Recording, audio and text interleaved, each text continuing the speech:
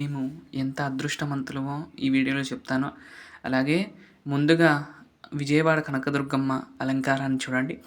ఆషాఢ మాసం శుక్రవారం అమ్మవారి యొక్క దర్శనం సర్వ పాపహరణం, అలాగే సర్వ కోరికలు తీర్చే తల్లి గనకే ఆ అమ్మవారు కనకదుర్గగా బెజవాడ క్షేత్రంలో మనందరికి కూడా అనుగ్రహిస్తూ ఉన్నది.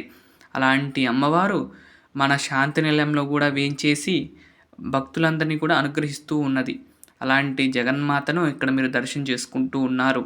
చూడండి, ఆ ముక్కుపుడక, ఆ యొక్క అమ్మవారి యొక్క ఆభరణాలు కావచ్చు, అమ్మవారి యొక్క చీర కావచ్చు, ఎంత దగదగామాయంగా వెలుగొందుతూ ఉన్నదో. అమ్మవారి పేరేంటండి? కనకదుర్గ. అంటే బంగారం లాంటి మోముతో ఉన్న తల్లి అని. కనకాన్ని వర్షంగా కురిగించే తల్లి గనకే కనకదుర్గ అయింది. అలాంటి తల్లి దగదగా మెరిసిపోతూ మనకి దర్శనాన్ని ఇస్తూ ఉన్నది. అయితే నిన్న అలంకారం చేసి అమ్మవారిని మీరందరూ కూడా చూపిద్దాము అన్నట్లుగా ఈ వీడియో తీయటం అనేది జరిగిందండి. చూడండి, ఆ తల్లి దగ్గరగా చూపిస్తుంటే ఆ కళ్ళల్లో చూడండి ఎంత కరుణ, ఎంత ప్రేమ, వాత్సల్యము కురిపిస్తూ ఆ జగన్మాత మనందరినీ కూడా అనుగ్రహిస్తూ ఉన్నదో చూడండి. ఆ కళ్ళల్లో కూడా అలాంటి వాత్సల్యం. ఒక బిడ్డని చూస్తే అమ్మ ఎంత ప్రేమను కురిపిస్తుందో అంత ప్రేమను ఆ తల్లి కురిపిస్తూ ఉన్నది. అలాగే మేము ఇంత అదృష్టవంతులమని ఎందుకు అన్నాను అంటే కనుక, ఎక్కడైనా మాకు దగ్గరలో కృష్ణా నది అయితే ఉందండి. ఈ కృష్ణా నది ఎక్కడో పుట్టి అక్కడ నుండి కూడా బయలుదేరి అనేక ప్రాంతాలని దాటుకుంటూ, అనేక పుణ్యక్షేత్రాలు దాటుకుంటూ, అనేక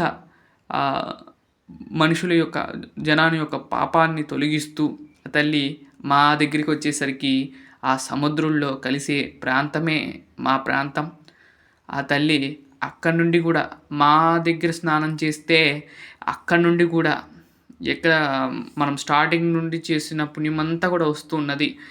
ఎక్కడ మనం పుణ్యక్షేత్రాలు వస్తూ ఉంటాయి కదండి మధ్యలో. స్టార్టింగ్ అక్కడ నుండి కూడా మధ్యలో మనకి చాలా క్షేత్రాలు అయితే వస్తాయి. అమరావతి కావచ్చు, తర్వాత పెదకంచిపోలు కావచ్చు, తర్వాత ఇంకా ఇలాంటి చాలా చాలా క్షేత్రాలను దాటుకుంటూ అమ్మవారి కృష్ణానది మా దగ్గరికి వచ్చి మా దగ్గర ఉన్న సముద్రపు జలాల్లో కలవటం చాలా అదృష్టం.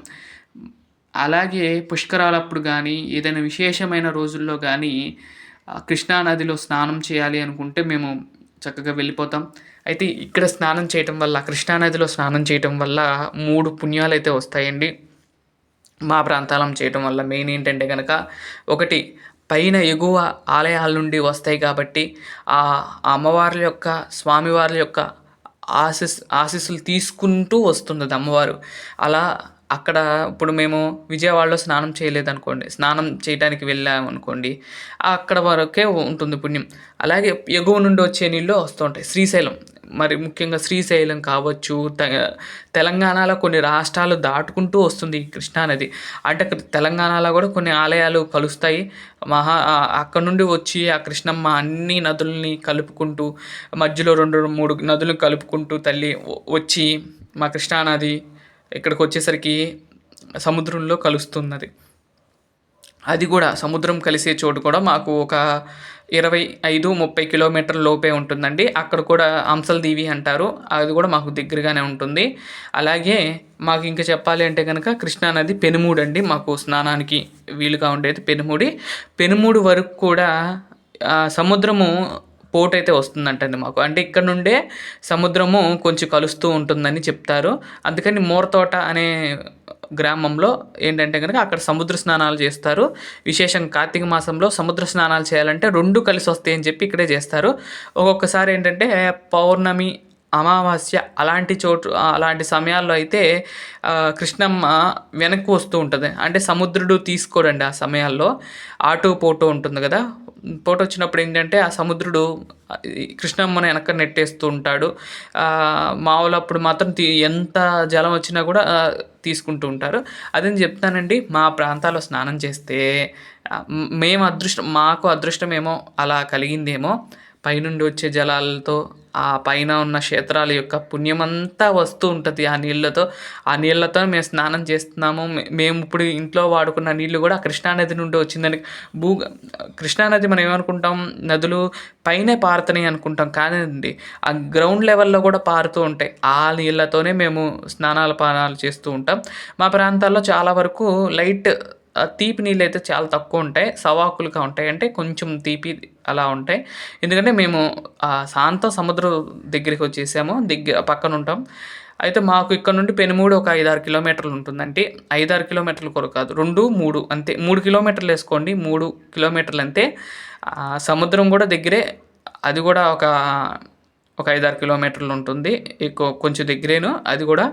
అదేనండి మా అదృష్టం ఏంటంటే ఆ పైనున్న నీళ్ళన్నీ కూడా వస్తుంది, ఆ యొక్క క్షేత్రాల్లో ప్రవహిస్తూ వస్తుంది కాబట్టి ఆ క్షేత్రాల యొక్క పుణ్యాన్ని అంతా కూడా మా కృష్ణమ్మ ఇక్కడికి తీసుకొచ్చి మమ్మల్ని కూడా పునీతులను చేసి ఇక్కడ నుండి సముద్రంలో కలవటం నాకు చాలా సంతోషం అనిపించింది.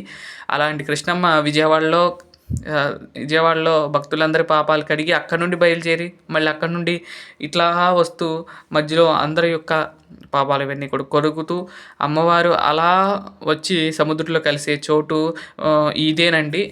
మాకు అంశల్దీవి అనే ప్రాంతంలో సముద్రంలోకి కృష్ణానది కలుస్తూ ఉంటుంది.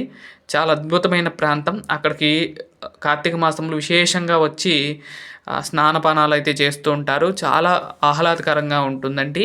అలాగే చెప్తున్నా కదా మోరతోట, అక్కడ కూడా స్నానాలు చేస్తారు. కృష్ణానది ఒడ్డున అయితే ఉంటాం. మాకు పెనుమూడి దాటిన తర్వాతే రేపల్లో వస్తుంది. మనం మోపిదేవి వెళ్ళాలన్నా కూడా పెనుమూడి మీదుగా పులిగడ్డ మీదుగా వెళ్తూ ఉంటారు. చాలా బాగుంటుందండి. మాకు అదే అదృష్టం అనిపిస్తూ ఉంటుంది ఎప్పుడన్నా అనుకున్నప్పుడు. అలా కృష్ణానది అక్కడెక్కడి నుండో పుట్టి అక్కడ నుండి వస్తూ మనందరినీ కూడా అనుగ్రహిస్తుంది అన్నట్లుగా అనిపిస్తూ ఉంటుంది. అది తలుచుకున్నప్పుడల్లా చాలా సంతోషంగా ఉంటుందండి. మీరు కూడా మీ ప్రాంతాల్లో నది ఉంటే అలాంటి ఆనందాన్ని మీరు కూడా పొందుతారని నేను మనస్ఫూర్తిగా కోరుకుంటూ, ఇప్పుడు దాకా అమ్మవారి దర్శనం చేసుకున్నారు, ఇప్పుడు శ్రీరామచంద్రుడి దర్శనం చేసుకోండి. ఈరోజు ఆడి కృత్రిక అంట, సుబ్రహ్మణ్య స్వామికి చాలా ఇష్టమైన రోజు. చాలా విశేషంగా సుబ్రహ్మణ్య క్షేత్రాల్లో జనమంతా స్వామివారిని పూజ చేస్తూ ఉన్నారు ఈరోజు. ఇదండి ఈరోజు వీడియో. ఓం నమో